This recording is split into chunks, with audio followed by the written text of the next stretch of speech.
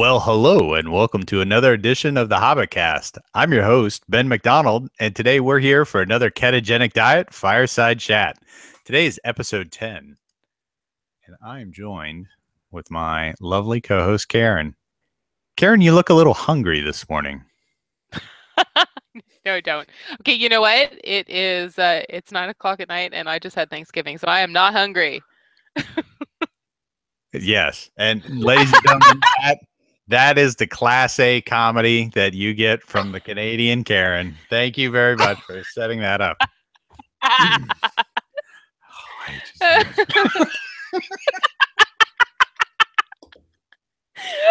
hungry at all. Oh my goodness, I'm so stuffed. All right. Oh. So Karen has failed because today's Hobbitcast is on fasting for the win. And we're doing everything. This on Canadian Thanksgiving. She's doing what we call the Canadian fast, which is stuffing herself until she had to unbutton her pants. Oh, come on. One step ahead of you. I wore spandex. I'm in leggings. Nice. But it's Canadian Thanksgiving, and I had a big old meal. I'm good. I spent the whole day cooking in the kitchen and not eating, so I enjoyed myself. Nice.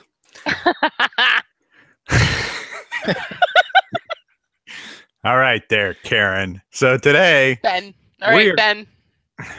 We're going to be focused on talking about fasting. We're going to get into a little bit deeper than we did in the last episode about what's going on with fasting, about what happens when you fast, how do you break a fast, what are some of the different models, et cetera, et cetera.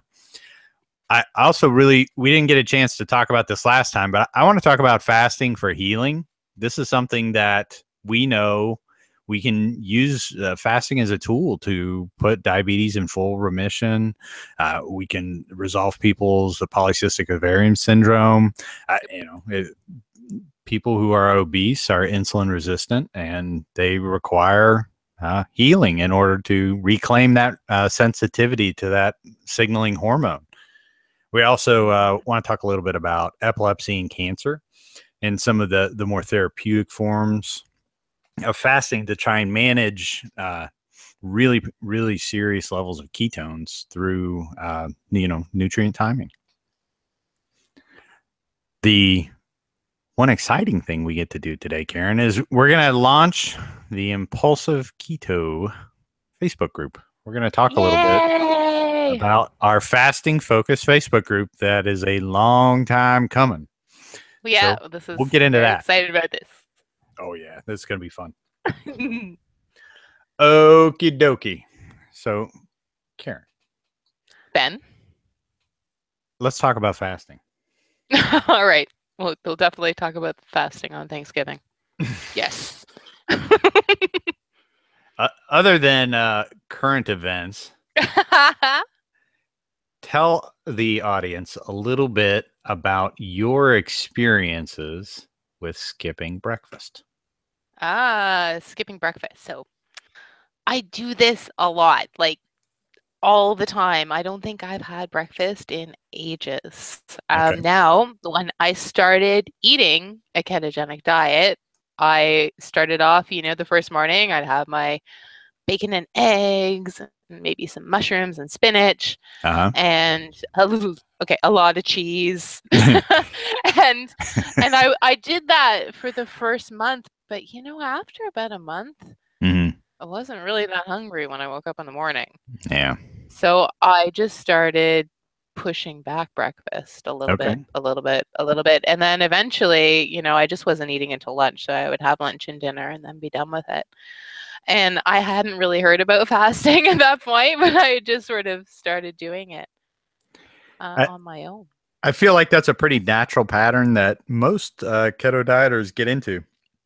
Yeah, I hear about it often, in our Facebook group. I found out I was not the only one that just decided, you know what, I'm okay with just a coffee, and then I'll have my grilled chicken Caesar salad at lunch, and I'm good. Yeah. It's an interesting thing. Part of what Karen's story really emphasizes is the fact that didn't happen overnight. That wasn't on day 2. That wasn't on day 10. No. It was about a month No, in. no, no. It takes a little bit Yeah, of about a month time. then. Mhm. And what's happened over the course of that month is as you become fat adapted, which is another fancy word for saying when you have trained your body to effectively and efficiently use fat as fuel, then you Yep. have a 24-hour a day fat burning engine.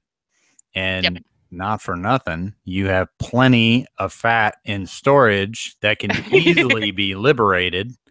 So when you wake up in the morning, you have a real easy time taking fat out of storage and throwing it into the furnace and burning it for energy, which is why you're Sure. not hungry because you have plenty of nutrient fuel on board firing the boiler.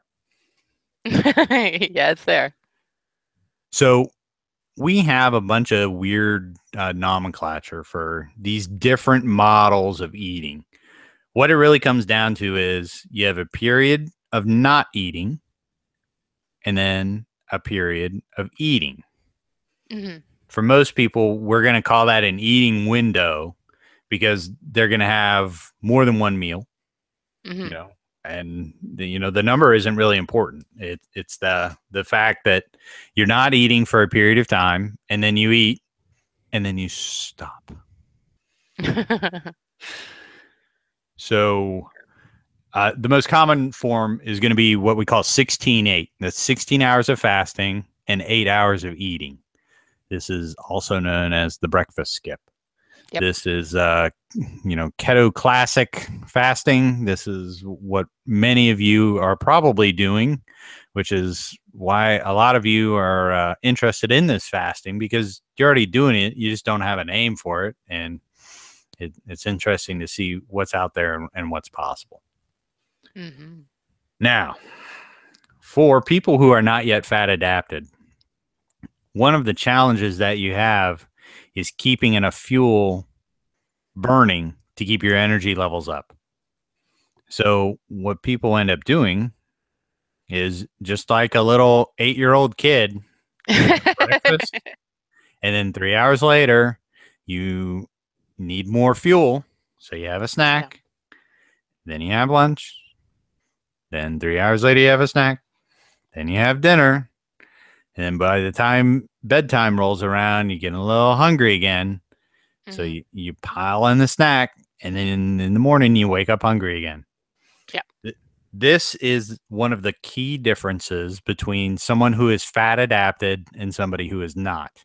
Yeah. When I'm talking to someone and I'm asking them about what's going on with their hunger, and they Hmm. tell me they wake up hungry or they need snacks all day long, I know I'm talking to someone who has not successfully transitioned into fat adaptation It's a big because tell. it's a big tell. That's exactly what it Hmm. is. And that's not that necessarily that it's a problem, No, but it is what it is. it I is what it mean, is. it takes a certain period of time. For me, it took about a month, and for other people, some of the men in our group, it's only a couple of weeks. For That's other right. people, it's 2 months. No, For, it is what it is, and it's going to take as long as it takes. if you give me 100 athletes, 95 of them are going to be fully fat adapted within 2 weeks. Yeah, If you give me 100 diabetics, it might be sometimes it's 2 months. it's right. It's going to be 9 weeks for Yeah. folks, and that's okay. That's normal. It's expected when you have metabolic damage. There Yeah. are difficulties in mobilizing adaptations to your metabolism. Yeah, there is no shame in it. It just That's where that's you are. That's your journey, and that's your Yep. place in life. Yeah. But know that if you're in a place where if you wake up hungry, you're not fat adapted. Yep.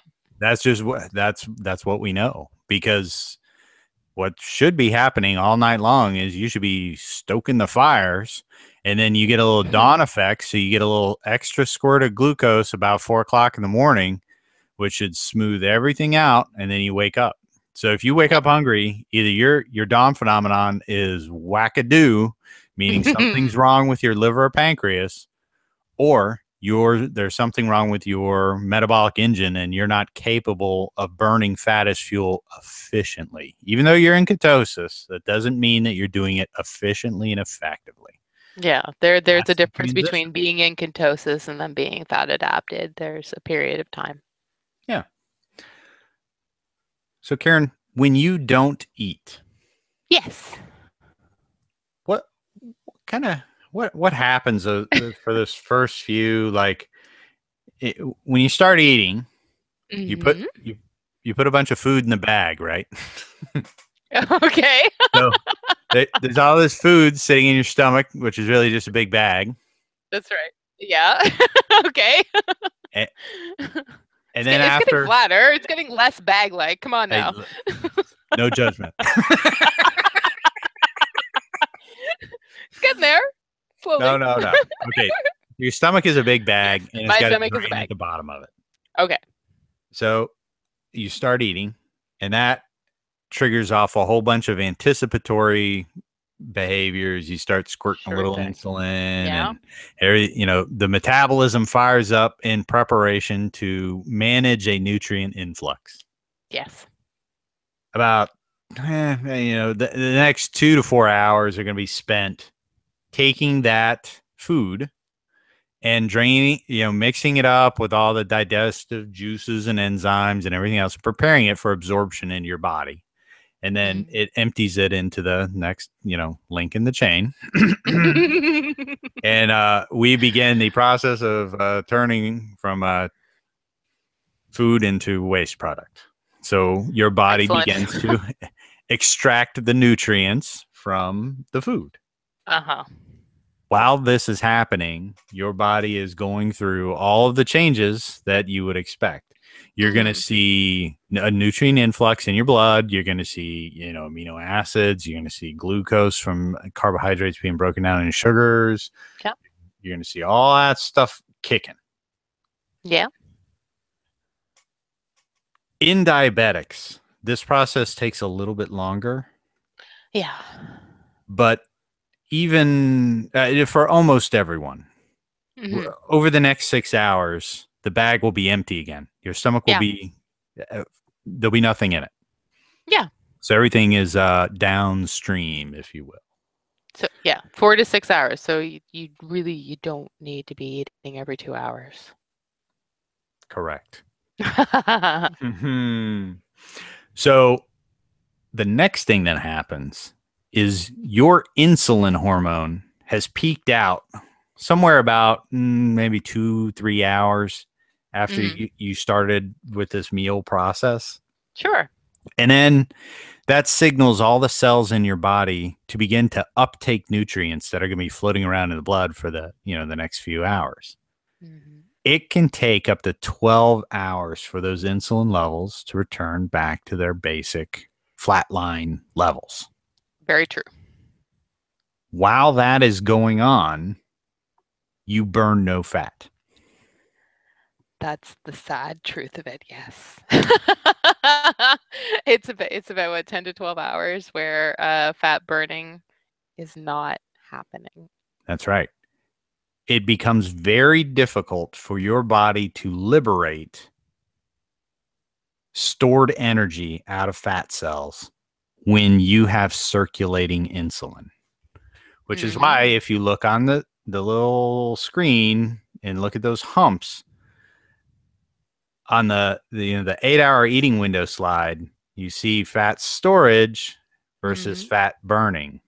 Yeah. And you can see after lunch, here you are 6 hours later, and you're just beginning to burn fat, and then you ate dinner. Yep. So your little cunning plan of eating every 6 hours resulted in you burning 0 fat all afternoon. Maybe a smidge. Right. Yes. A teensy little bit. So if you throw a snack in between lunch and dinner, you what get Ben nothing. Is saying here is that nothing. That smidge, we take that away. A micro pittance. So half a pittance, not even. Not even a full pittance. It's very important that you do not snack if you want to lose weight. Now, Yeah. keep in mind the context of our conversation. There is a transition period for newbies. Yes. Be forgiving with yourself for the first, 1 to up to 2 months, Yeah, where if you need to snack, by all means. If you're ravenous, understand that you're just beginning this process. Your body hasn't changed yet. It has nothing to do with willpower that's right. or, any sort of weakness on your part.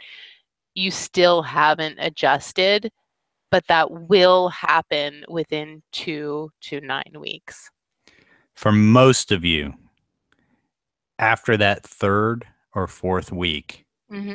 you're going to be pretty rocking and rolling. Yeah, you won't even think about snacks.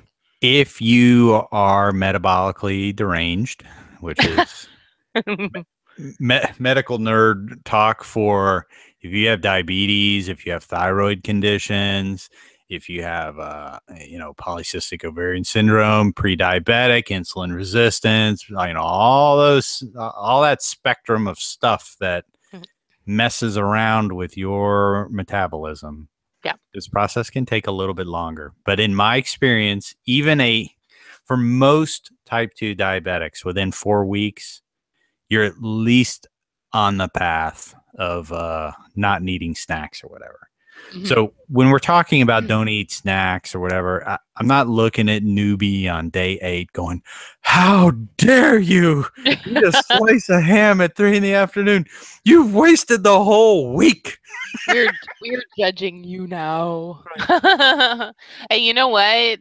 During those first few weeks, it's not even going to interfere with weight loss. It really won't. Just because there's so much inflammation that's lost during that first month, you'll still lose a few pounds a week. It's no biggie. Yeah. Well, and you're going to lose when you're sleeping, so it doesn't matter. Sure. Yeah. You just bank when you're eating a calorie deficit. Your body just banks that deficit, and then it makes up for it at night. No, So I totally snacked the first month and I still lost 15 pounds. No problem. Absolutely. So that's not what we're saying. It's very difficult when we're having these kind of conversations. We have to go, well, if this and that, and if you have this and if you have that. It cut us a little slack when we're trying to talk about generalities, which is once you're fat adapted, you take somebody who's been in ketosis for 3 months and you give them lunch and dinner and no breakfast. They're burning fat 16 hours a day. You do that to somebody who, has only been eating keto for like 4 days and they're going to start crying. Oh, yeah. They're going to lose their minds. Yeah. So it's not you. Don't worry about it. It's your metabolism. It will adjust. And Karen, not everybody. Most people. Most. There are no absolutes when we're talking about any of this stuff because, of course not. For any example you can come up with, there'll be 3 chuckleheads who go, that doesn't work for me, and I've been in keto for 3 years. Oh, okay. All right. Well, if it's working, then yeah, totally. Do it. I'm using my broad brush today, Karen. I got the broad brush out. No detail work. We're painting with the broad brush. Go for it. All right. So with that said, what can you have while you're fasting, Karen? Nothing. No. I usually have water and black coffee. Mm-hmm. But black coffee is bitter. I'm giving you a look. You can't see. The old internet stink eye, eh? I have coffee and I have water. If I'm just doing a 16-8, coffee and water. Okay. There's nothing with calories. Yep. And there's nothing with sweeteners. Okay. There are reasons for that. Mm-hmm. I produce insulin if I have sweeteners. every so often. Mhm. And that stops the fat burning process. And That's right. calories break the fast. Okay. You start the whole digestion process. And so it really, once you're fat adapted, skipping breakfast and only having a black coffee or water or black tea is no big deal. But Karen, And now if I'm doing, the only reason that I am a ketogenic dieter is for bulletproof coffee. well, that's gross. No. I've tried one. It was not for me. Um, What okay. happens if I have my delicious bulletproof coffee during the Okay. It's 16-hour window? better than having a full breakfast Yes. because you're not producing insulin because it's just fat. You're Mm-hmm. just having fat, but you're not burning your own fat. You're burning dietary fat at that point. Oh, wait, you mean I'm trying to lose weight and by pouring fat liquid energy down my Well, pie yeah, I hole, mean, I'm not losing it off my you butt? will be burning fat, but it's fat that you've just drank. Correct. So if you're more interested in burning your butt fat, and then your BPC fat, you get the choice of BUTT or BPC. So, choose. Listen, Karen, I have a long-standing grudge against coconuts, and I'm gonna take them down one at a time, baby doll. Yeah, like some people, they just can't. They have to have something in the morning. My husband is one of those guys but Sure. he's a big 6'2" guy, so he'll Mhm. still lose a pound a week if he has a BPC in the morning instead of having a black coffee. No biggie. It's Here's black my black coffee is best. here's my spectrum: Hmm. water, Hmm. black coffee, Hmm. and tea. Hmm. That's what the cool kids drink while they're fasting. Yeah. The next tier up from that, the first compromise, if you Yes. will, is a splash of cream and or artificial sweetener in said coffee Yeah. or tea. And when I say splash, I mean splash. I don't mean quarter cup. I don't mean 2 tablespoons. You, He was you. he was trying to tell me a hummingbird beak full. That's right. But yeah, I'm gonna have a sink full of hummingbird beaks, and Well, we all have our own. those things are hard to devices. clean, Ben. Yeah. So a little bit of cream, a little bit of sweetener, no big whoop. Like if you just can't do it, Yeah. fine. If that's what it takes for you to drink coffee, then you should stop drinking coffee because that means you don't like it. Exactly. So that's I keep telling my husband, and he thinks I'm insane. So I'm judging all of you cream drinkers. You are not coffee lovers. I'm having black coffee right now. It's Okay, decaf, so but compromise number 2: Mm-hmm. adding things that have substantial calories. This is going to be your BPCs, be it MCT oil, be it butter, be it coconut oil, or some, combination of those things, such that you are ingesting more than 50 calories. You have now had enough nutrients to trigger a certain amount of that process. This compromises the fast somewhat. For short fasts, such as 16-hour fasts, so what? If that's what it takes for you to get through the morning, then go ahead. Just log it and know that when you're using a tablespoon of MCT oil to get your little ketone rocket fuel super boost, that comes out of your budget for eating real food, because you have now drunk rocket fuel and put it in a mug and made it delicious to get that boost of energy in the morning. Which, hey, if that's your thing, go for it. Just know I've never had MCT oil. Really?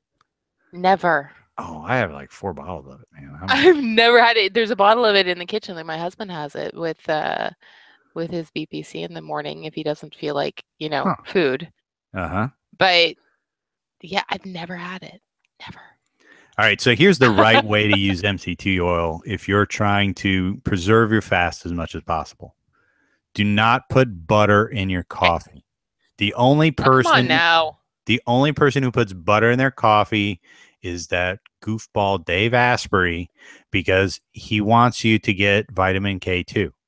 Well, guess what?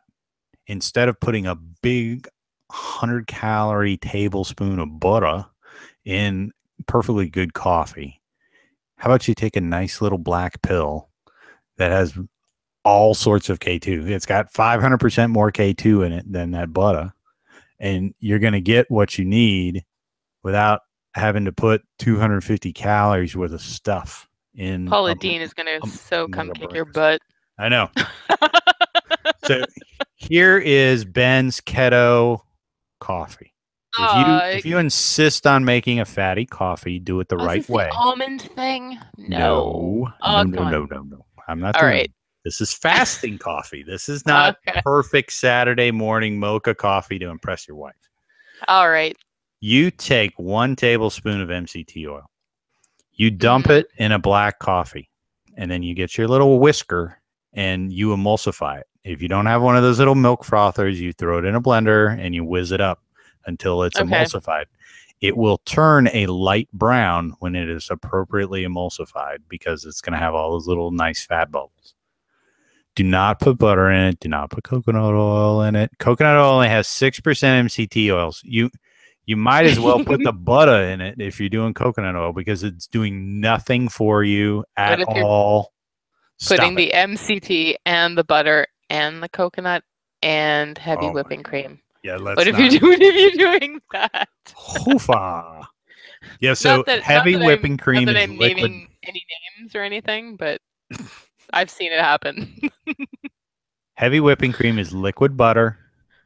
Don't use that any more than butter. Heavy whipping cream is liquid butter. If you don't believe me, shake it and see what happens. The butter will fall out of the liquid if you shake it hard enough. We used to do that at boarding school. Okay, so the next... How did we get down this road? All right. I don't know. The next level of compromise is bone broth.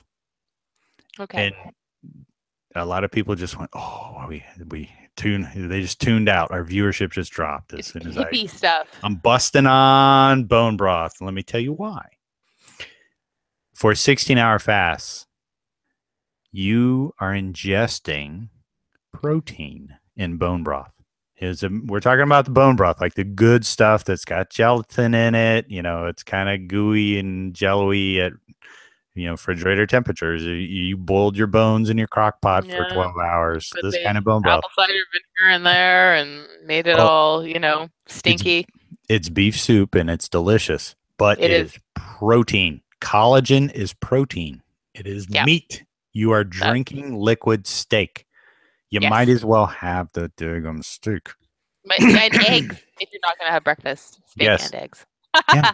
Well, let's cut out the middleman and have a piece of bacon and some steak. There you go. Because that's what you're drinking when you're drinking bone broth. It is a compromise of the worst kind because guess what? As we talked about in the last Hobbitcast, protein is insulinogenic. You eat protein, you release insulin. And if you notice in Exhibit B where it says snack, you have now officially partaken of a snack when you have bone broth. This is also important because on longer fasts, even the tiniest bit of protein can shut down apoptosis. Yeah.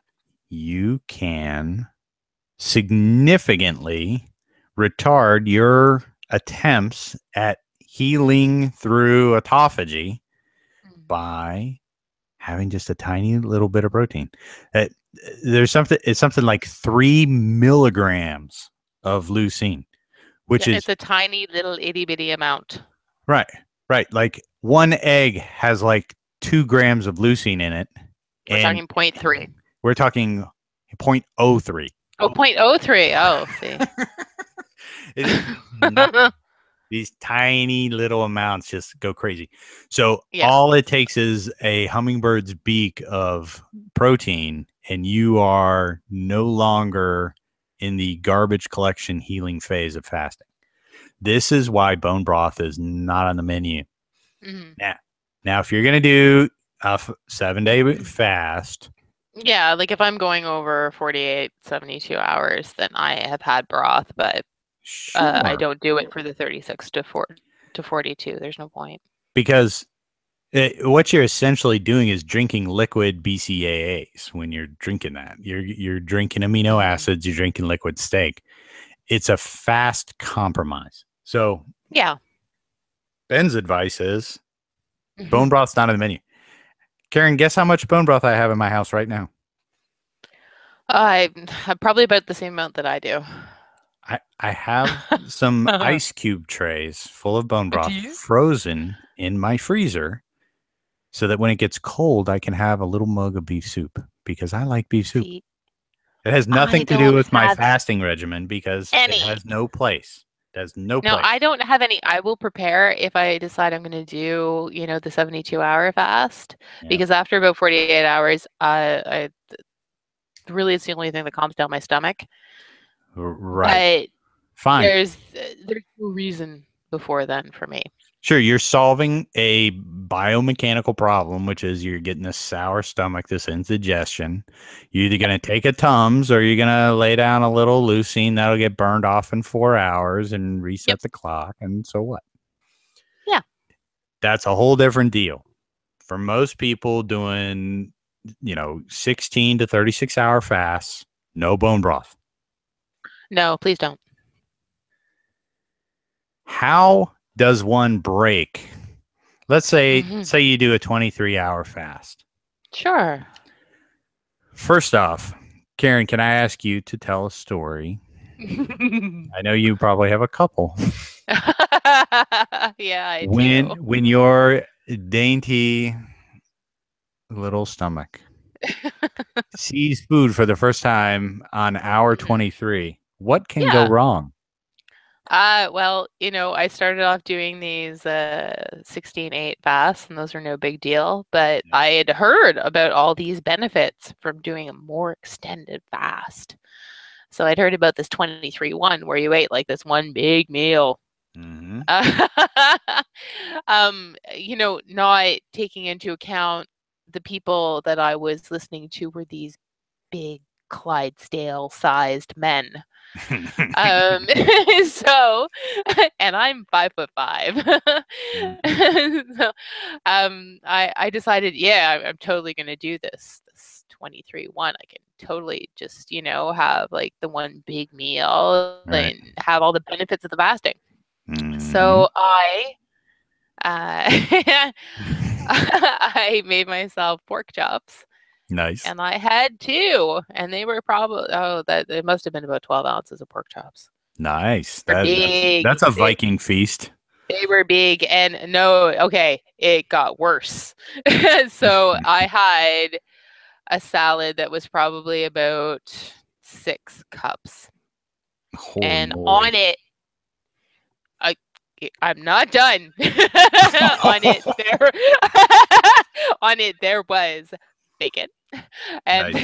there'd be bacon bits, and there was ranch dressing, and there was a whole avocado, and there was cheese, and dressing and the whole shebang. And I'm like, I sat down, and it took me over an hour to eat it, and I'm like, I can't eat this much in an hour. And then about an hour after that, I'm texting Ben frantically. I was so sick. Oh my goodness, I was so sick. And I was sick like that for 2 days after. Oh, yeah. It was rough. My stomach was not happy with me.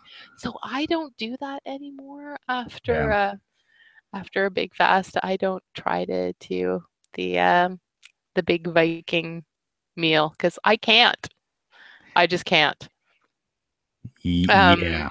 And now I usually do I usually do a 36 to 42 hour fast, usually the Okay. 42. Yeah. Yeah, So and you're doing big I'll have a boy little bit pro first. style.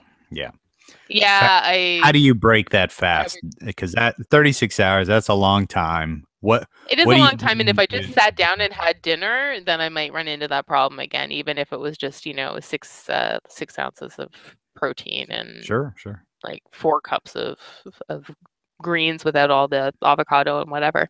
Right. Um, so I usually have something small, like an egg Okay. or an ounce of nuts, and then Mm. I wait an hour, and then I'll have just a normal size meal. That's a couple of vegetables and just a size of protein that's about 4 ounces. This is a good time to have a cup of bone broth. It would be, but I don't like it because it smells. Well, there you go. But if you like bone broth, sure. Something small, Yeah. something not super fatty, Mhm. something easy to digest. Don't no Yeah. I no mean, I'm epic pretty good. Viking feasts. Please do not eat 12 ounces of pork chops and a whole avocado and a salad the size of your head. Dr. Fung has a That nice blog is a that's bad idea. he's like the top 8 tips of fasting. And number 8 is when you are finished fasting, Mhm. pretend that it is a normal day and have Yep. a normal meal. Yes. Do do not have an epic Viking feast to break your 36-hour fast, or there will be consequences. I decided that, I'd heard about a sort of the warrior diet, and I Sure. decided I am a warrior. I am not when it comes to food. It is very difficult to have those quantities of food without using supplementation like betaine or other acid bolstering devices and Yep. supplements to try and break down, ox bile is another big popular one, like the now super enzymes and stuff like that, where what you're trying to do is break down that food a little bit quicker to be able to handle, these massive bolus of food. Don't do it. It's not wise. For a 16-hour fast, do you Yeah. need to cushion that lunch? Oh, heck no. Just have a regular lunch. Yeah. No, no, I mean, 16 hours. I know we're so programmed to say you have to eat breakfast and then you have to have a snack and then you have lunch and then you have to have a snack and then dinner and then a snack. But you're not that hungry. You don't need to have more than a regular meal, but Hmm. you don't need to have less. Yeah. Just an That, average meal. that's kind of how I feel about it too. Yeah. So, Karen, one of the most common questions that we get about fasting is, what do I do with my macros when I'm fasting? Yeah, I'm always torn with how I answer this. Me too. This is a Yeah, tough one because everybody uses macros a little bit differently. that's Some right. people have different goals and different objectives. There's so much context to answering this question that Mhm. it can be confounding to Mhm. folks like Karen and I who end up receiving these questions. Yep. Here's my answer when people ask me what to do about macros for fasting. If you're on a weight loss track, if you're on a metabolic healing track, such as diabetes, Yep. you should follow Dr. Fung's advice, which is to pretend as if you had a normal breakfast and or a Mhm. normal lunch. Do Yeah. not have a Viking meal. Have a normal meal. For instance, today we are looking at a picture of my dinner tonight. I did not have breakfast and I did not have lunch. For dinner, I had 6 ounces of scallops, which is 37 grams of protein, 2 cups of steamed green beans, and broccoli with a little bit of cheese on it because I like some cheese. Yes, you do. I like I like a little cheese on my broccoli, just a little bit. They'll I delve have in there. never, I have never ever seen this man eat broccoli without cheese on it. Ever. Every Broccoli single is my picture of broccoli has cheese. broccoli is my wife's thing. She like it to broccoli, and I make it to broccoli, and There then you I put go. the cheese on my broccoli. This is the compromise. I do the same thing for my husband. I like broccoli. He likes cheese, and he does not care for broccoli too much, so that will make his broccoli go down a little bit if I put There you go. the cheese in. So my point in showing this is I am a Viking, and I am not having a Viking meal to break my 23-hour fast. This was Mhm. the only food that I ate today. And tomorrow morning will be a new day and a fresh start and a shake of the etch a sketch. I will not Yep. try to make up what happened today. I'm not going to worry about it. Nope. This is what I had, and that's how I roll. Yep. I expect for most of you to do the same thing. There are some exceptions to this. There I think always that are. that's right. There's never an easy answer with this.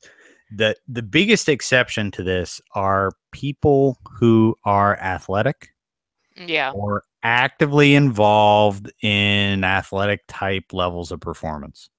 Mhm. And I'm not talking about the 40-pound obese dude who is hitting the gym 3 times a week to maintain his lean body mass. I'm talking about a If he's dude got who fuel, he carries it around. correct. We're talking about hardcore folks that are laying down big muscle who are in maintenance and or gaining. Those people need to be a lot more circumspect around how they're treating their protein intake. Yeah. They don't need to have Viking meals, but instead of having 2 cups of vegetables, maybe they need to have more protein and less veggies. Your big Yeah. steak, little piece of broccoli on the side.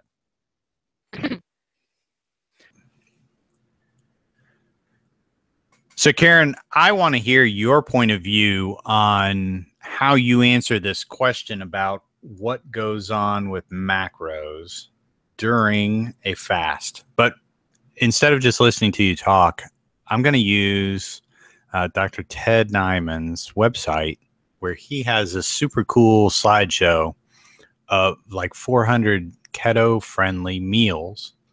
So we can just kind of watch in the background his point of view of what some keto food might look like while you talk about macros. So, Sure. Karen, when you get this question, what do I do with my macros? Yeah. How do you approach that? It really is sort of a tough question to answer because things are they're pretty specific when you're eating every day. I know I try to be Mm-hmm. very specific when I'm eating every day, Yes. but I don't eat every day. Most weeks I fast 3 days. I've had some weeks where, if I'm doing alternate day fasting, I fast 4 days out of the 7. So when it comes to my macros, I'm not so worried about it. I just focus on having those 2 meals count. Now I'll start Okay. with a lunch, and it will have my 3 to 4 ounces of protein. So it's either going to be meat, chicken, or eggs, Yeah. and a couple of cups of vegetables if I feel like I need to add extra calories because I've been doing a lot of exercising, or I feel extra hungry, then I'll add a little avocado. Mm-hmm. Um, or if I'm having a salad, I have a little dressing on it. Um, I try not to add too much fat to my vegetables just because it's not something that I find palatable. Okay. And then I do that twice. So I'm fasting 42 hours. I eat twice. I make sure that there's a 4-hour gap in between when I eat. Um, I keep it very simple. I don't do a lot of the fancy schmancy stuff. Um, I did that today because it was a special occasion. An apple cake and stuff with tons of cream cheese and Mm-hmm. sour cream and that kind of stuff. But it's most days it's very simple food. It's meat with herbs and spices, and it's a little bit of cooked vegetables and a little bit of salad. And then I do that again. And then I start my fasting again. I stop eating. So, Karen, we all know you're a hero. I mean, it's clear that's what the message is. That's the takeaway. I've got it written down on a little piece of paper here. Karen There is a you go. hero. Okay. Yeah, sure. For for us common folk, I speak for the normal Sure. person who is only going to do a 16, maybe a 23. Yeah. We have beaten into their heads that protein is a goal. You know, it is and it isn't. I mean, there's only so much that you can use. So, have that amount, right? I'm I watching mean, anything more than Dr. that. Ted's stuff go by. It's meat, meat, meat, meat, meat, meat, meat. So It's clearly not that protein's a game, right? oh, it is. I mean, how important is it though for somebody like me who's like a 5'5", 40, 29-year-old woman? It, Hmm. you know, if Big Ol' Ben only needs that much of scallops, how much ribeye do I possibly need to use to maintain my lean body mass Right. um, over the space of the week? I try to average it out. Like it's a goodly size amount of food. I want to make sure that I'm not hungry. Um, and I want to make sure that there's lots of calories in what I eat. Right. And I want to make sure that that what I'm eating is quality whole foods. So most of my meals, they're between 600 and 800 calories. It's a lot, but That's a big it's meal. I mean, that's a hearty meal, right? it is, and it's I make sure there's a goodly amount of space in between lunch and dinner, Hmm. and then I start again with the fasting right after dinner. Not that I'm saying the snacking never happens, but Yep. I try to keep it, to a minimum. So I think the short answer is for people on an obesity track, on a metabolic healing track, Mhm. your macros are to pretend that you had a normal breakfast and or a normal lunch. Yep. That's the story is when you eat 30 grams of protein. Sure. If you're under normal macros, that puts you somewhere between, 75 and 90 grams of protein a day Mhm. if you have 3 meals a day. If you only have two, that's going to put you around 60 grams a day. Oh, Yep. perfect. That's it. Yeah. You Six, put in a 60 is ghost fine. meal in your macros if you have to. Yeah. Whatever it takes to get your head around the fact that you are not required to meet your macros when you are fasting. That's And the story. Ben was teasing before. I'm not a hero. I'm simply not hungry because of the way that I eat, because of the foods that I choose to eat and the fasting schedule that I've chosen to adopt. It's not heroics. It's just putting one foot in front of the other, and it's utilizing the benefits of the ketogenic diet um, so that I'm not hungry while I'm fasting and that I can thrive off of my Mhm. own body fat while I lose weight. That's right. And you are also what I would consider to be an advanced ketoer at this point. How many months in are you? I think 8. I think 8. Yeah. Yeah. That that was not month 1. That was not week 1. Oh, This is heck no. this is 8 months of hardcore fat adaptation later. You can skip Tuesday Yep. instead of skipping breakfast. And it's all the Yep. same because you've trained your body to burn fat as fuel. And guess what? You have plenty of fat to burn, so you're not hungry because you have plenty of energy reserves. That's the story, and that's what's capable for all of you over time. And it's frustrating to get to that point for some, especially metabolic challenge folks, but it is certainly possible, and that's what it looks like. Yeah. Karen, I do want to bring up one point, which is we talked about this a lot in our last show, but I want to hit it for a few minutes again, because part of the process of fasting is going to involve a certain amount of what is essentially protein garbage collection out of your muscles. Mm-hmm. Over time, that can slowly erode your lean body mass and make you lose a little bit of muscle. My gains? I know. My gains! There are some things that you can do that are not difficult that will easily trigger a muscle building reaction. Effectively using nutrients to grow those muscles and maintain your body mass as a neutral point of view. Mm-hmm. We started to talk about that on the last show, and that is zone 2 cardio. Yep. Which is subtract your age from 180, and that will put you in the ballpark for what your heart rate should be for aerobic training. It's good for your cardiovascular system, and it's good for stimulating your muscles and triggering a little bit of repair. Yep.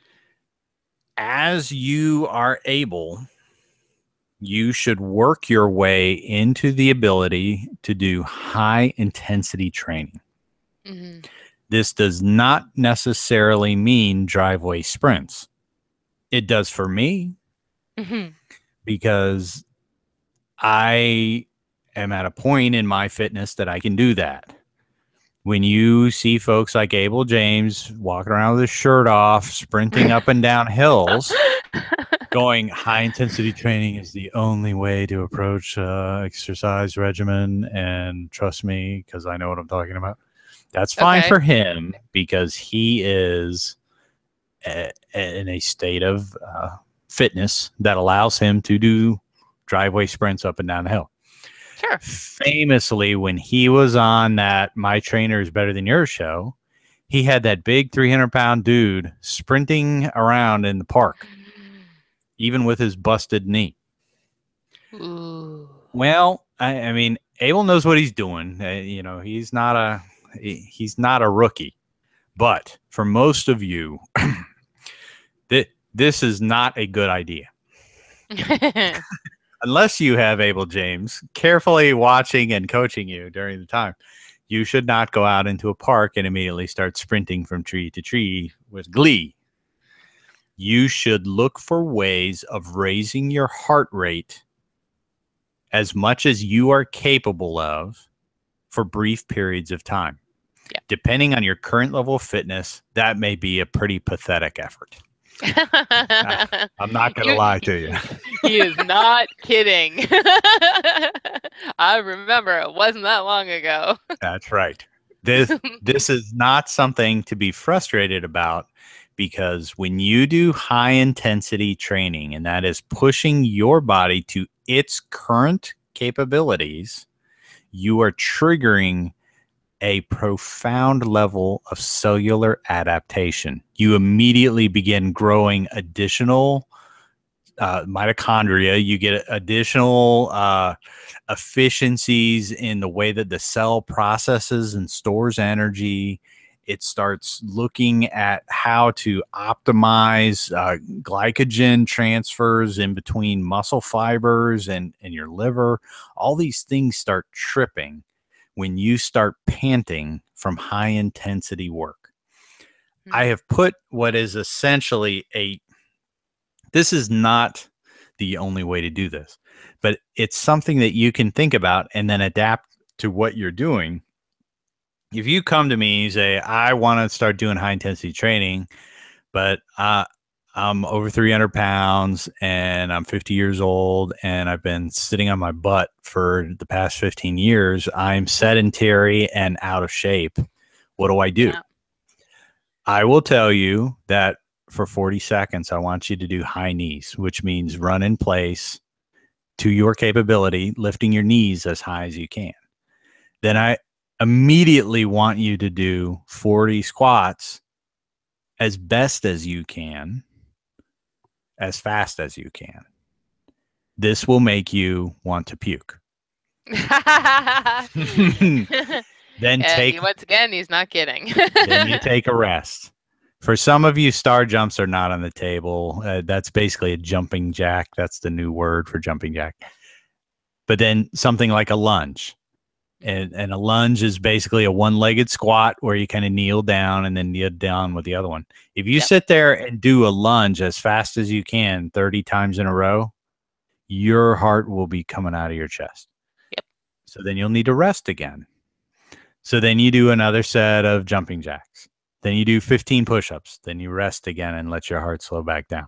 So you can kind of see the pattern here of some high aerobic stuff and then something that's kind of stimulating a muscle. And you see the way that this particular list is structured, you're doing squats. So you're working your legs, you're doing high knees. So you're working your glutes, you're doing star jumps which is kind of plyometric. You're doing lunges, which is working your quads. You're doing jumping jacks, which is an aerobic thing. You're doing push-ups, which is working your chest. And you're doing side lunges, which is working your adductors and your IT band. Yeah, you can kind of see that you can find all this structure that's very intricate of I'm getting a full body workout 30 seconds at a time. So I'm stressing each different muscle in my body so that over the course of 15 minutes, which is about how long this routine will take if you follow it the way that it's written, you will have touched and stressed every major muscle group in your body while making your heart pump to the maximum capacity that you're capable of at your current level of fitness. Everybody can do this routine to some extent modified for their movement capacity. If you're, if you have, bum hips and bum knees, then you're not doing lunges. Okay, fine. Figure something else out, right? It's not everybody's going to kind of have their own thing, but for most people, this is for most people. If you have access to a gymnasium, you can get on the rowing machine. You can get on the elliptical.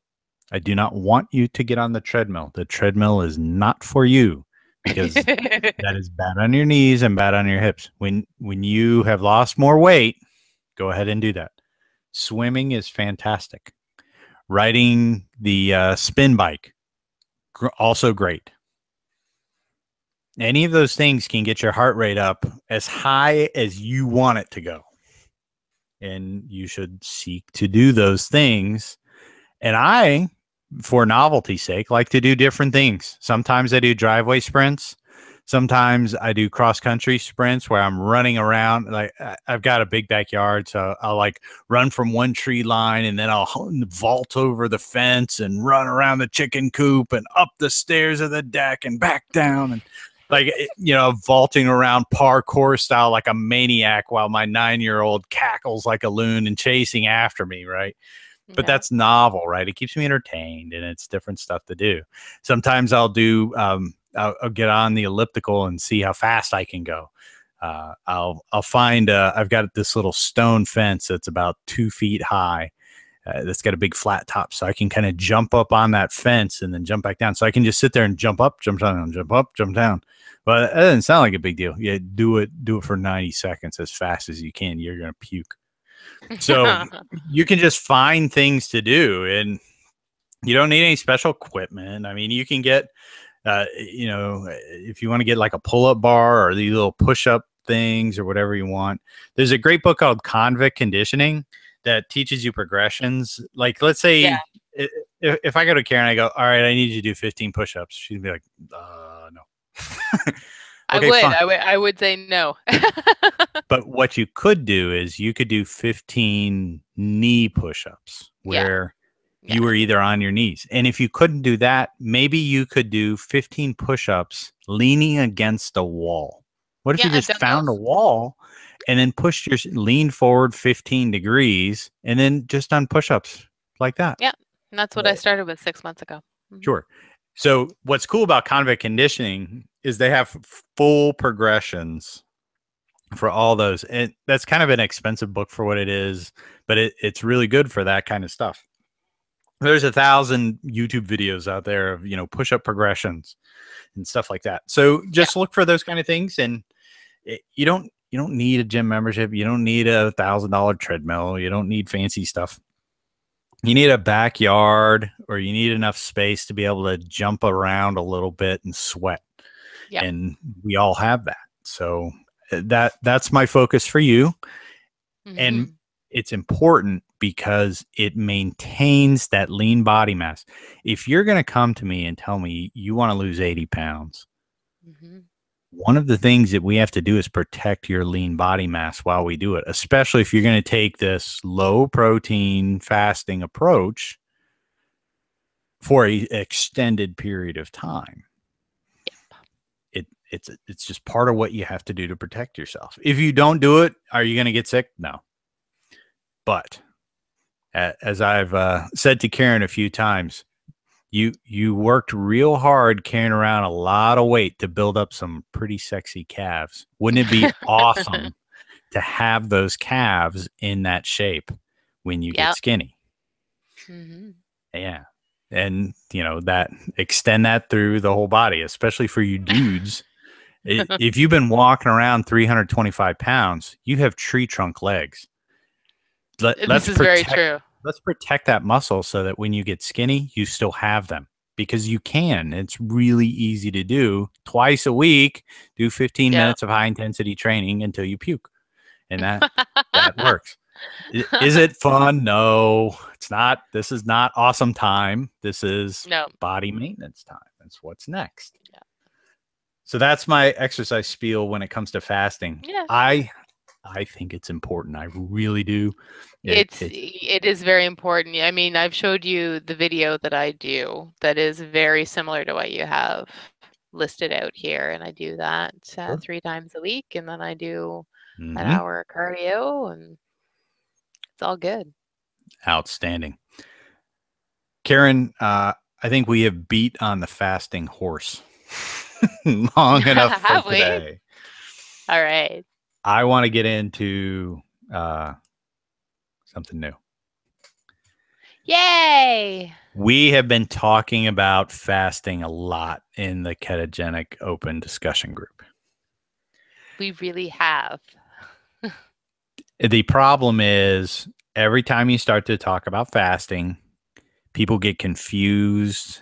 They don't have the context for what you're up to or what you're trying to solve, and it starts confusing the normies. They just came here wanted to talk about bacon. That's right. I'm here for the bacon weave and the cheddar taco shell. Yes. So why are you telling me to not eat that or anything? Right. That I'm makes no in the sense then. bacon group and you're telling me to skip breakfast? No, I'm out. This group, How that's not keto. I'm out. how dare you? Exactly. But yeah, it's true. So we have this baby. We do. Karen and I and all the other admins have been thinking a lot about what optimal looks like. One of the Yeah. questions that we get all the time is, here's where I am. What do I do? And we try very hard to be respectful of the 97 different ways you can travel to Rome from here. Mm-hmm. No more. It's my way or the highway, Karen. But if somebody asks, what seriously do you think I should do? Mm-hmm. This is the group where we're going to talk about that. That's right. We have started working on a framework for how to solve a number of problems. using the ketogenic diet, using nutrient timing, using meal skips, and insulin impulse management to drive these healing factors that we know exist and to build fat as fuel weight loss in people who are sick and obese. Yep. This group is called the Impulsive Keto Group. It can be found at www.facebook.com/groups/impulsive keto. You can just search for impulsive space keto and it will pull right up in the groups and you can join that group. You can also find it on the KD and the KP. We're going to be pushing it in the pinned post and you'll see a lot of hubbub as we talk about this. So we hope to see your interest in fasting bring you to these groups so that you can learn more about how we're approaching solving lots of problems using keto. Yes, and fasting. When we start thinking about how you solve problems, we came up with 4 categories. There are really 4 different categories of this ketogenic diet plus fasting. There are people who are trying to lose weight. For those people, the focus is on nutrient density. That's eating real food, eating normal food as a very low carb, impulse focused. Yes. This means pursuant to prior conversation, when you are eating snacks, when you're eating 3 times a day, you are pulsing insulin several times a day, maybe as many as 6 times a day, and something that takes 6 to 12 hours to dissipate, which means you are not in an optimal fat loss configuration. If you come to me and say, I want to lose 50 pounds and I want to do it by Christmas, I'm going to tell you that that's a tall order and we're going to need to optimize your fat burning potential. And that means no breakfast for you. The structure that we're using for those people is net carbs from veggies mostly. We want to see under 30 net. Yep. And the fasting models are going to be everything from 16-8 to the ADF, which is the 42-hour fast that Karen kind of does for herself, which is skipping Tuesday, eating lunch on Wednesday. That's right.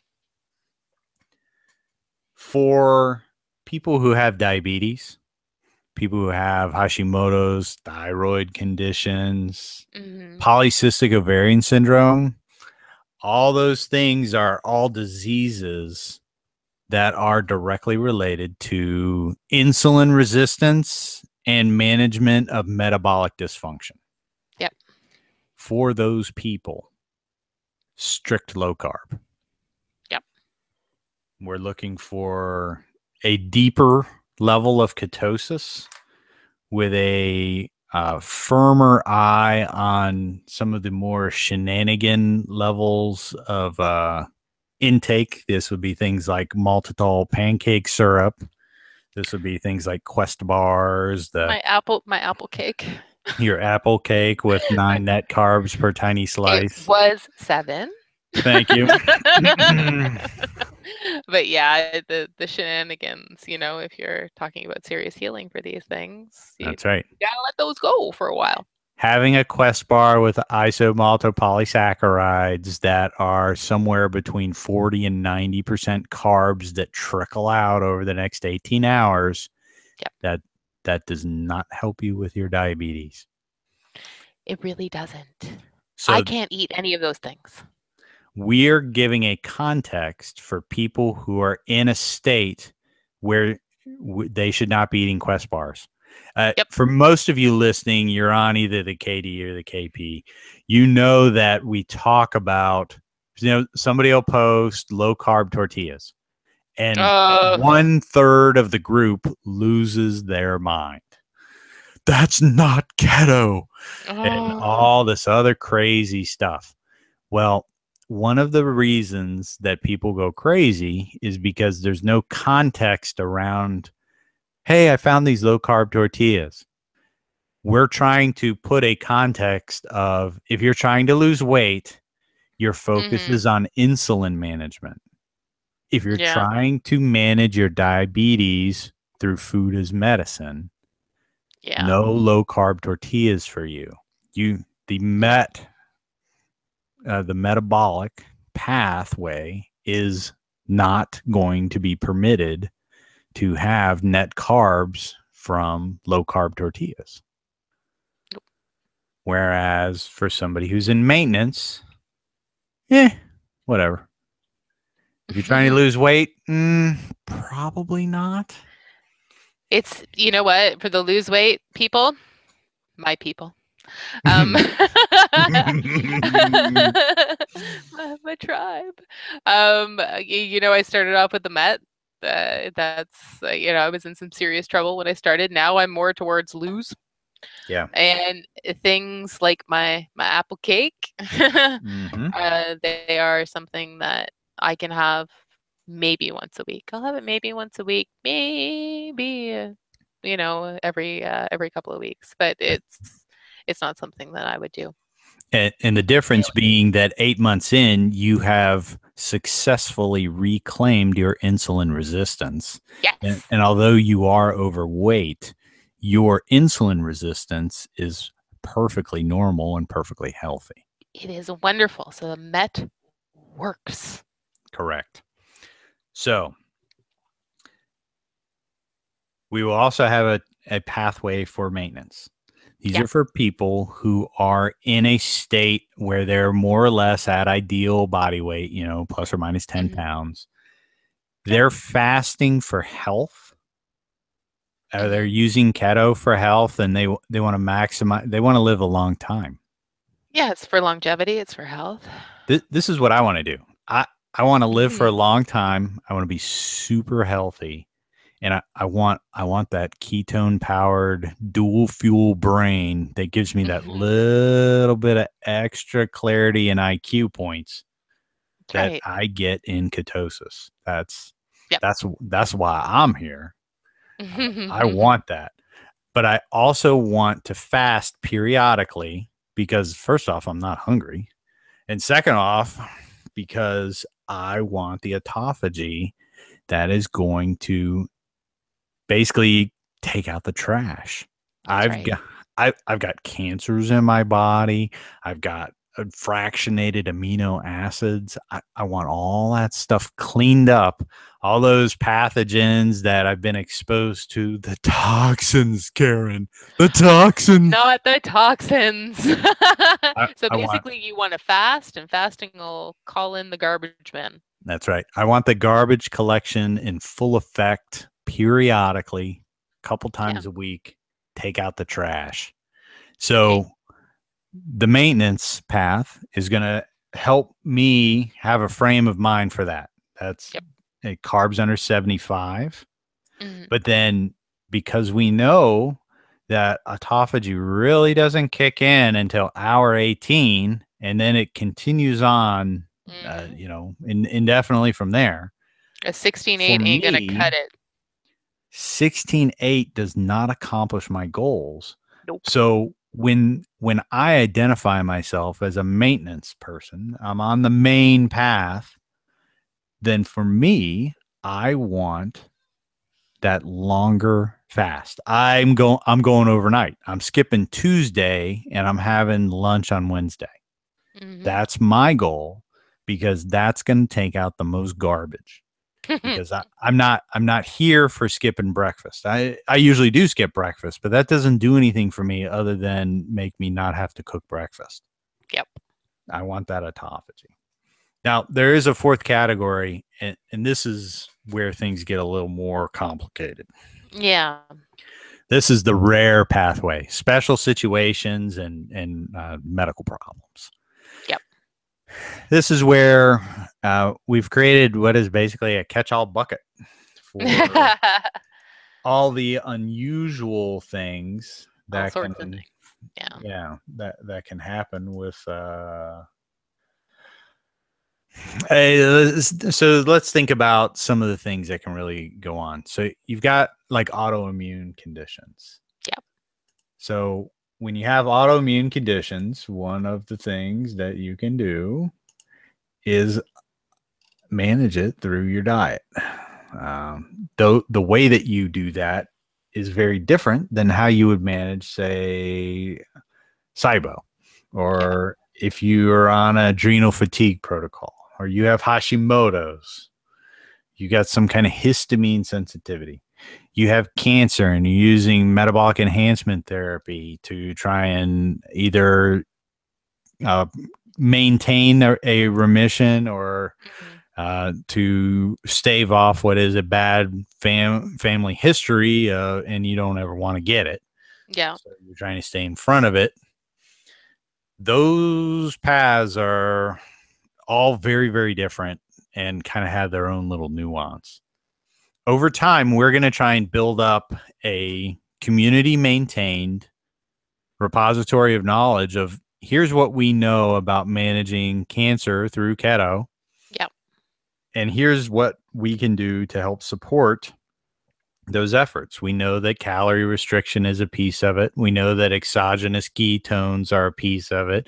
We know that doing longer fasts raises your ketone levels. If you want to rock around with a 4.0 ketone, fasting is a part of your life. Period. End of discussion. And if you are fighting cancer with ketosis, you want that 4.0 ketone.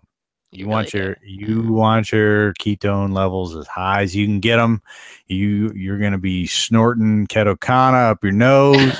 You're going to be taking a bath in MCT oil, whatever it takes to get those ketones as high as you can, because for every ketone you have, that's one more potentially starved cancer cell. So that is a big deal. Go. But if you're 30 pounds overweight and you're diabetic, taking exogenous ketones not doing you any favor. There's no benefit to it. Correct.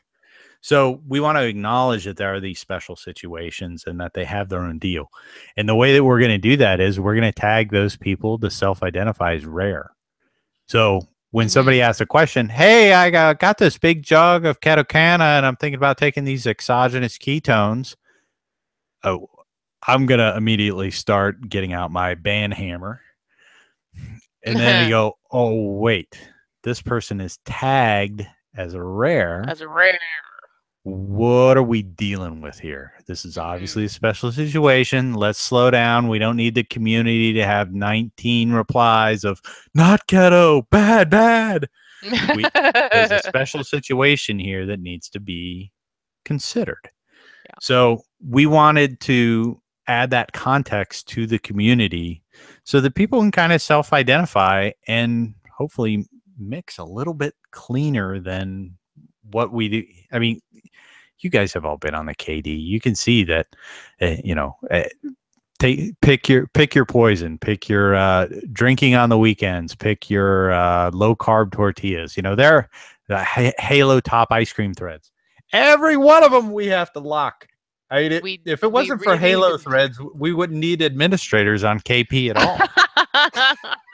Darn tortillas yesterday. Oh my goodness. Well, that's what I'm saying. You get a low carb tortilla thread. It's got 190 replies on it within 2 hours. You're like, oh, here we go. But I'm not disappointed at anybody who replies into those threads. What I am disappointed is that there was not a mechanism to go, hey, this guy's near ideal body weight. Yeah. He's not focused on keeping his net carbs as low as possible because he's not healing diabetes. He's just trying to lose a little weight. He's good. He's good. Leave him alone. Let him have his darn tortillas, people. Thank you. So this is part of why we're having this. But then a big piece of this is in the group, there's a pinned post for each one of these pathways. And that is going to be a curated, frequently asked question with guideposts, recommended food lists, information, links. Like, you want to learn about healing diabetes with keto. Well, we know lots of great information resources on, and we're going to point you to those all in one spot. And, that's only interesting for people that are healing metabolic conditions like, their polycystic ovarian syndrome stuff. Our PCOS ladies are going to show up. They've been sent here from their fertility doc to try and tighten up their game. Well, we want that baby as quick as possible. So we're going to put them on our best path for healing. And we want those resources in one place and not intermixed with, all the other stuff that's going on. We wanted to make it a self-contained, self-identifying sort of container. Yep. Karen, does that make sense? Yes, it does. I think so too. Yes, it does. Here's the plan, Karen. All right. We are going to focus on 4 components. Yeah. Exercise, obesity. And when I say obesity, what I really mean is what food are you taking in? Because as we all know, if I lock you in a closet, you're going to lose weight. That's what happens. You will be grouchy. Threatens that. I don't know. You're going to be grouchy in the closet. Unless I give you food, and then you'll be happy. Yes. So I don't know if I'd be happy in the closet. I got to tell you, even with food. Happier. All right. The selection of what food to eat while we work through this calorie restriction is a key component to the guidance that we want to provide. Yeah. We want to talk about, green leafy vegetables. We want to talk about, having diversity. We want to talk about not putting butter on your steak. Please don't do that. Oh my gosh. Please stop putting butter on your steak. At one point, I had started collecting posts of people who had posted like these, 19-ounce steaks, massive piles of protein that they can't even process that much protein at one time anyways. And then the 2 little pats of Kerrygold butter sitting right on top, hadn't even melted yet. It's like, I have so many of those pictures. It's just, it's sad. It's a fatty steak. Right. It's ribeye. It doesn't need butter. It makes its own butter. And meanwhile, you go, wasn't that dude just talking about being 245 pounds and type 2 diabetic and needing to lose the weight before Christmas? And you're putting butter on a steak? What are you doing? So enjoy this. Learn to enjoy the flavor of steak. Correct. Fat is not celery a goal. Salt. All right. So for a track, we're going to provide guidance on food selection, including, what things you should and should not be eating. Yeah. We'll be a little more preachy than we've been in Keto Plus. That's right. Because what we're doing is we're trying to take the refined knowledge of experience and share that with you as we believe this to be the optimal path. Now, is that going to be the optimal path for everybody? No. Is it better than a blank sheet of paper, which is what we currently offer on the KD? Yes. Yeah. It's going to give you somewhere to go. Do you know how mad it makes me that when we get new people, I have to give them links to Diet Doctor and this guy and that guy and per food list? Yeah, we have all this different resources that we have to pull together. I read Jimmy Moore's book, and he tells me I can eat butter with little corn butter pop on my holders. steak. That's right. And that's okay. And I'm trying to lose 50 pounds, and I'm eating butter on my steak. Wow. So that's part of how we ended up here. That is not optimal. Will you lose weight doing butter on your steak? Yes. Is that optimal? No. No. I mean, if it's a date night thing, whatever. But if you're doing that, it's just not optimal. So we are going to provide optimal guideposts as best as we understand it. And let's be honest, Karen has no training in this. She is making this stuff up. I totally She's am. been walking and through the wilderness, lost in the woods, as have I. None of the administrators have any formal training whatsoever. Now, I got some training about eating some food. I can tell you about that. But I know a few things about that too. That's right. We do not claim to be health experts, but what we do have is we have librarians on staff. We have science geeks on staff. We have people who have put their type 2 diabetes in complete remission in weeks. We have people who are really sick that are fighting through all sorts of metabolic and, health-threatening conditions. And those have given us a lot of experience to at least provide some guidance onto how some of these things work. We try to curate that as best we can. And this is going to be community informed. We're going to learn new things. We're on the cutting edge here. You start talking about treating your hypothyroid Hashimoto's issue with diet. Yeah. Half the doctors on the planet are going to raise their eyebrow and go, well, what are you even talking about?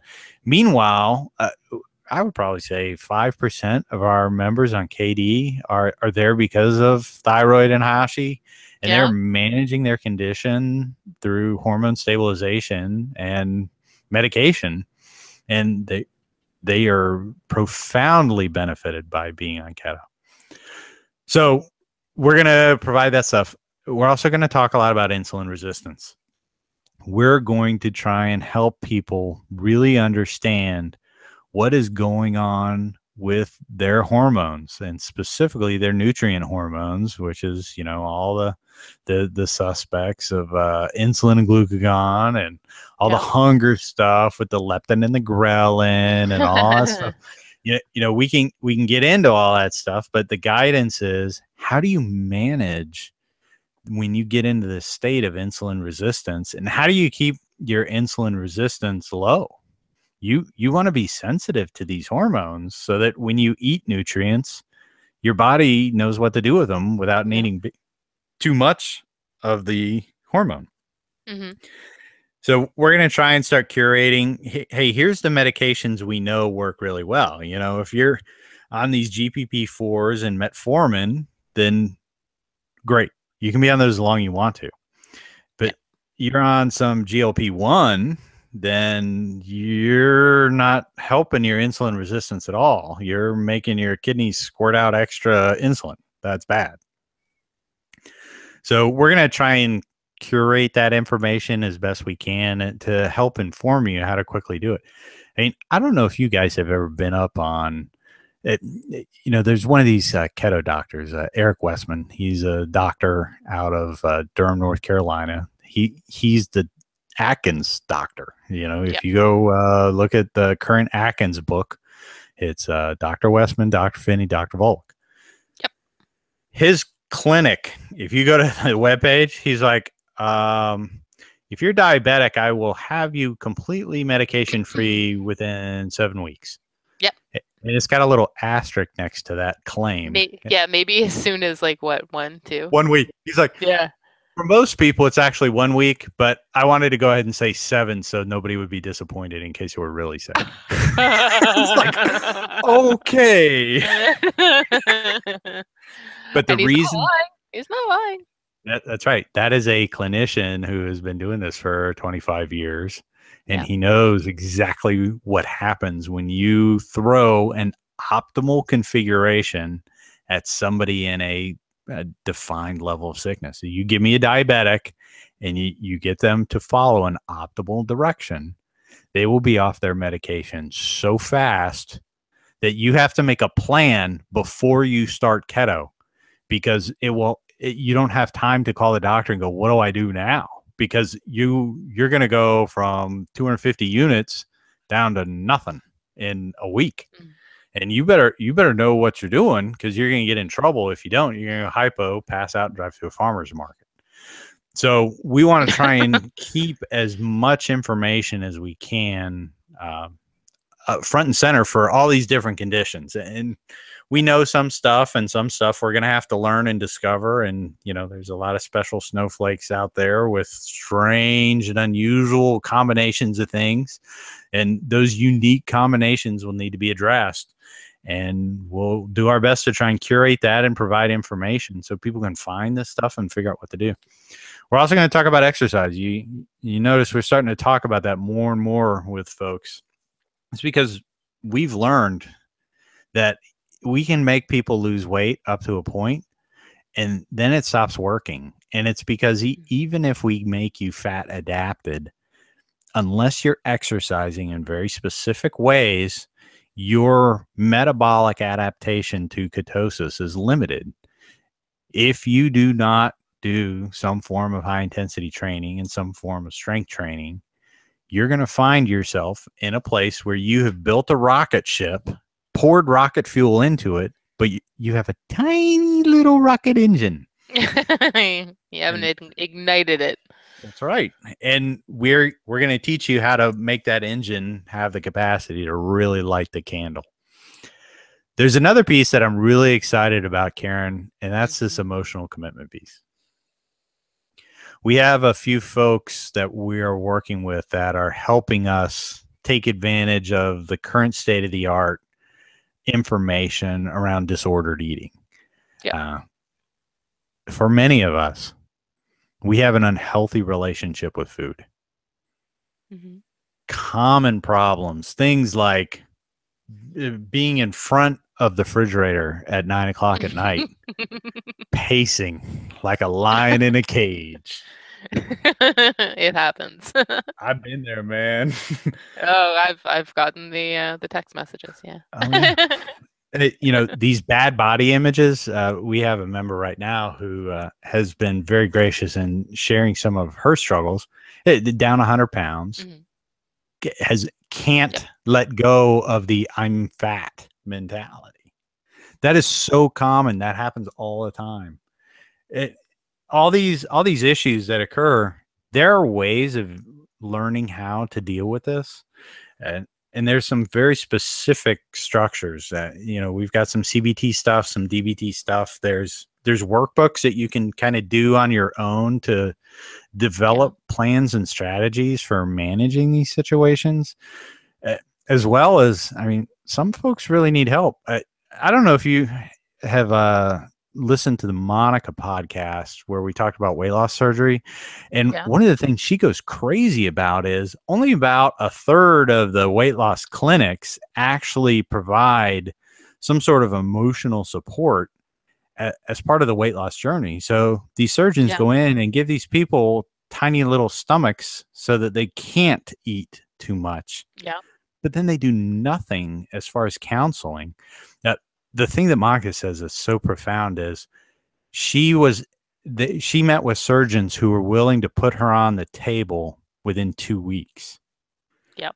So they're going to take somebody who's morbidly obese, who is so sick that they're going to die from their obesity. Yeah. Put them on a table, give them a stomach the size of a very small coffee cup, and then say, good luck on you.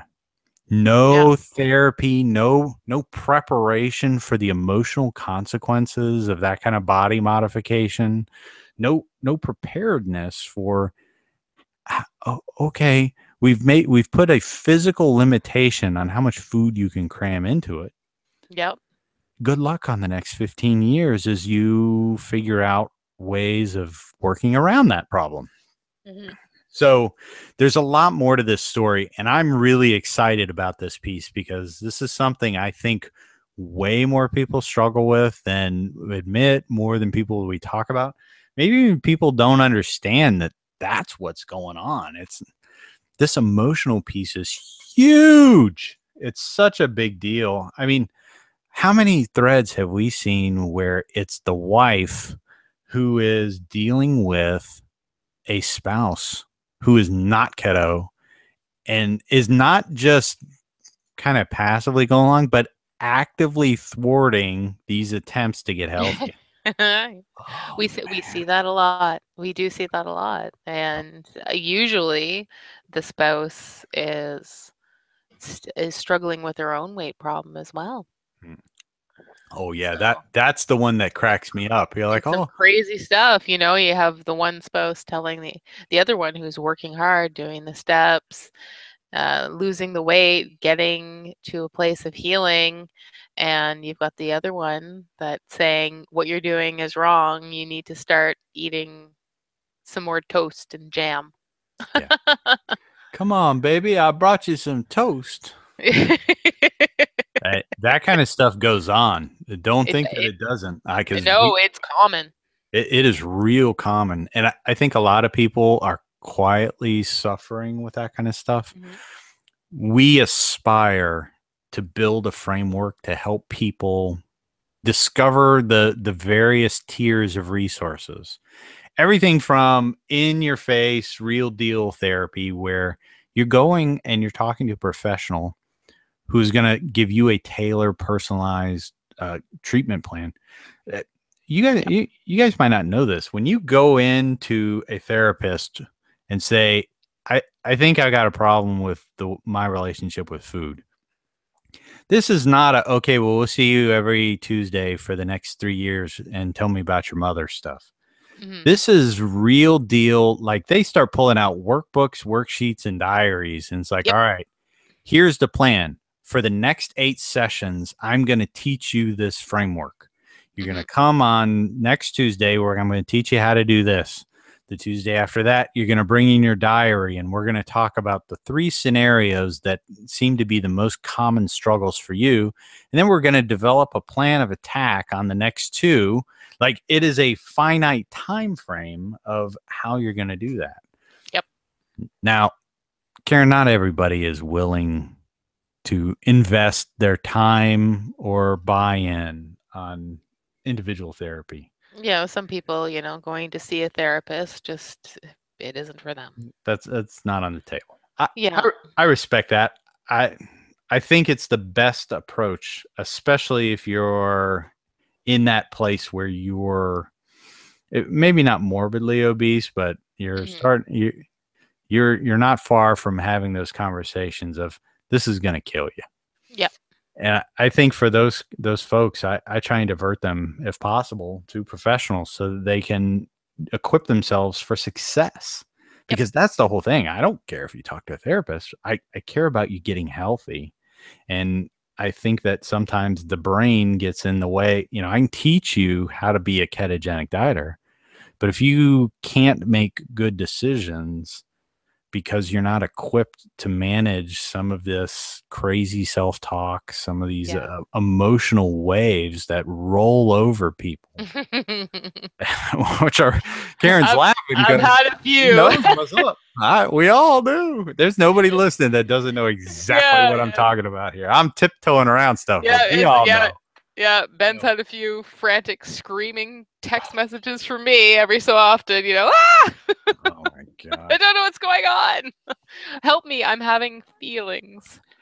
Karen, I'm glad you mentioned that, because that's another piece to this emotional commitment that I'm hopeful that we can set up.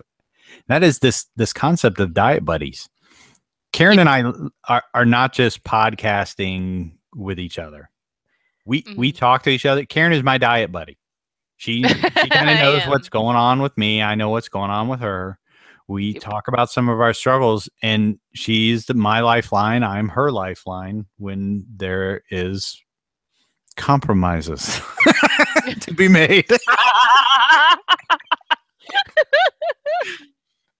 Oh, dear. Yep. I I cannot tell you how important that is to my own journey. And I think for most of you, you would benefit by having someone in your life that you could reach out to and do that. Now, for a lot of you, that's going to be your spouse, because Yep. this is oftentimes a family event, and that's great. And if that's the way you do it, perfect. But a lot of Yeah, you are and on sometimes your it's own not gonna for, work out that way. Yeah. yeah, for a lot of times that's not going to work out, and that's fine. And we want to provide a place where you can find other people to meet with. And Yep. that's what the a support forum is really all about, is having a place where it's safe to talk about things. I mean, Karen, have you ever told a normal about the fact that you will skip a Tuesday and not eat? Yeah, I Have you? have. Oh, okay, so here's one. I'm gonna put you on the spot. Have you told your mother-in-law that you are not eating for 36 hours at a time as a regular practice? My husband ratted me out today. He did. He told him that I do this more intensive fasting. And But how yeah, was that received?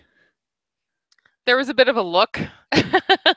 Confusion. There was some confusion. There was a little bit of confusion. They don't quite understand. I mean, it's a novel concept. This is something that, even though it's as old as the dawn of time, it is new coming from it as, as a practice of healing. Right. Yeah. So we want to provide a support forum of folks who understand and agree with this approach.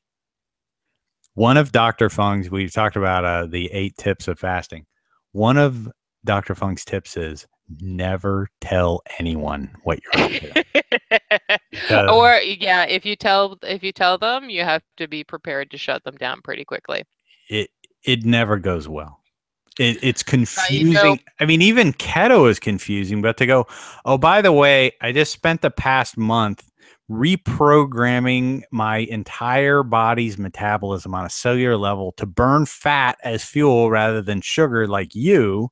they will look And at you like you've grown another head. that's right. And then you go, oh, and by the way, since I can effortlessly burn fat off my butt, I can skip breakfast and lunch and it's no big deal. And I lose 4 pounds a week because I'm burning a whole bunch of fat all the time rather than doing all this other crazy stuff.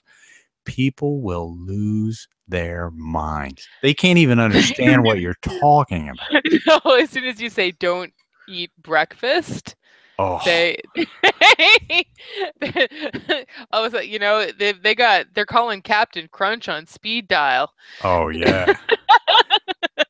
Well, people get genuinely worried because Yeah. they're like, wait a minute, that sounds to me like a disorder of eating. Well, Like that's you because that's what they're told what disordered eating looks like. that's right. They're like, wait a minute, this if you are fasting, I've heard of that. That's called anorexia, and I'm worried about you because you're my friend. Yeah. That's not what's going Yeah, on here. It's fair to be worried about me, yeah, but sure. that's not what we're talking about. What we're talking about is spending a lot of time and effort figuring out how to make your body burn fat efficiently as a matter of science principles, not as a I'm all up in my head about my weight and I'm going to Yeah, it's make not a body unhealthy choices. dysmorphia thing. Yeah. Right? Everything that we're talking about is making you healthier than you are today. Yeah. That's not disordered eating, it's different. And it's it's very difficult to explain to people how that works in short form. This is Mhm. not a conversation for Twitter. This is not a conversation on somebody's Facebook wall. Somebody posted in the group the other day. I'm not going to call anybody out, but somebody was like, "I'm having this argument with somebody over even just regular keto." Yeah, it was regular keto. Oh, you're killing yourself by no carbs. You're going to die because your brain needs carbs and everything. I was like, come on, guys. This is not Yeah, why are don't you having an bother. Don't argument on engage. Facebook about this? Well, Yeah. I dare you to go on your Facebook wall and say, I skipped Tuesday and then had breakfast on Wednesday and see what happens. You're going to get 97 of your friends going, are you okay? It just gets weird, right? So It does. I do not choose to do that. I mean, me I've neither. told very close family members, and we talked about it a bit today, Yeah. and I explained that 8 months in, you finally admitted what you're up to. exactly. When it's irrefutable, because let's be honest, you have a couple of notches in your belt as far Yeah. as results cannot be argued with. I look a little different than I did last winter. Correct. Yeah, mommy had to go clothes shopping a few times since last winter. There's Yeah, a few times. something to be said about that. So I guess the point being, part of what we're hoping to do is to provide a forum where you can speak with like-minded people who understand that what you're doing is for health and is healthy. And Yeah, and it's not extreme or it's weird, not that it's weird a or crazy. It's just, tool for healing. yeah, we're taking advantage of some metabolic gimmicks Mhm. to cure diabetes. Hey, great. Who doesn't want to But cure it's, diabetes? you, you, we talk to people all the time who their doctors are like, you need to take more insulin. Hmm. Meanwhile, what they really need to do is go fully on keto and get completely off the insulin in a week or two. Yeah. You go, And we've oh, seen it happen time and time and time again because they oh, followed these principles. I mean, hundreds of times. yeah, well, I had that one email from that lady that went from 5 insulin injections to a half dose, one half dose. Yeah. That's Because common. she did this MET program that we're talking about. Right. But meanwhile, trying to explain that to a medical professional and they'll lock you up at 5150. Is that what that is? Isn't that 5150? Yeah, we don't have that. Yeah, I'm sure we have something similar. We have a special padded room for you. And enjoy this nice white coat that we're going to strap your arms in. Because you're loony. But it's effective. So we're really excited about having a group, having a space that is focused on people who understand what fasting is about and understand that there are different reasons for fasting and different reasons for being in ketosis, and that is okay and tolerated in that community, and that it's really easy to identify who's what and where through these pathways and the self-identification. When you're asking questions about low carb tortillas and you tag it with Maine, well, nobody's got any ground to stand on about giving you crap for eating a tortilla, because there you go. you could eat 10 tortillas and still be under 75 carbs, and do what you want. So be it. Yeah, no, it's a space for like-minded, highly motivated individuals. So Karen, this is all perfectly built, ready to go. The facts are completely hammered out, pristine, links for days, tons of information, right? Yes.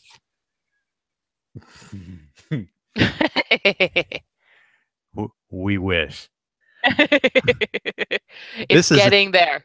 This is an ambitious project. Growing with time. That's right. We need your help. We need you to join the community and share what you know about growing in these pathways. The collective wisdom of the community is much greater than any, our ragtag group of 18 admins. It does not have the wisdom of the masses. Yeah. We're excited to build a framework where you can contribute your knowledge and your experiences and share with others what you've learned and ask questions to learn from others. That's all we can offer. I'm no expert. Karen's no expert. We don't claim expertise. What we claim is having just enough vision and insight through experience to kind of hammer out these plans of, this is sort of what this looks like. Yep. And I can put you on the path and help match you up with other people who are on a similar path. Yep. That's what this group is all about. I am super excited about this sort of stuff because, the KD is fun because it's the Wild West. It's 1,000 random questions. Every time I log on to the KD, I kind of have one hand over my eye to go, oh God, what are they going to ask now? Because you never know. It's always crazy. I'm excited about having a space where we all kind of agree about what right looks like and about what optimal looks like, and are marching towards improving what the best that we can do is on those paths. I couldn't be more excited about that. That I am fired up to make this a huge and successful information repository, because every keto group that you go to, this is what's missing, is the complete piece. Yeah. You go to these other groups, go to Keto Gains, they'll tell you all about the exercise. Sure. Then you go, oh, well, wait a minute, I'm a type 2 diabetic. Well, we don't know anything about that. Why don't you have 155 grams of protein? It's like, all right, you're not this doesn't help me on my path, right? Or you go to another group and they're like, oh, nutrient density, it's all about this. We got this all figured out. Okay, great. But what about the exercise? Well, we don't really talk about that here. You got to go somewhere else. Well, show me a group that's dealing with the emotional commitment piece of being obese. Oh, it doesn't exist. Believe me, I've been looking for 6 months. Yeah, me too. I tried to find somebody doing this so that we could just steal it from them. Like, it doesn't exist. We're having to build it from scratch with a white piece of paper. Yep. So I'm excited about having all those things. And I hope that you're excited to be a part of a group that aspires to provide the turnkey solution on what it looks like to live better. Yeah. Karen, that's what this group's all about. I think it's going to be fun. I agree. I'm very excited about it. This was the fasting podcast, but it's also a stake in the ground, a line in the sand about a shift in direction. Yeah. We're getting away from just talking generally about the ketogenic diet. We're in the business of kissing babies and healing people. We want folks to get healthy. That's right. We think we know how to do that in a more effective way than just talking about generalities and hand wavings of stuff. We've got a framework to make this happen. So we really are hoping that you're going to join the group and check it out. Karen, with that, I think we're going to put a cork in this one. Yeah. I know. This disclaimer is more appropriate on today than others, which is we are not doctors. Nope. We're not trained professionals. Nope. Karen is not to be trusted. I mean, none of us are to be trusted. You especially cannot trust me around your peanut butter. Mm-hmm. Some of these things that we aspire to do are really they're medical situations. We're not medical professionals. Nope.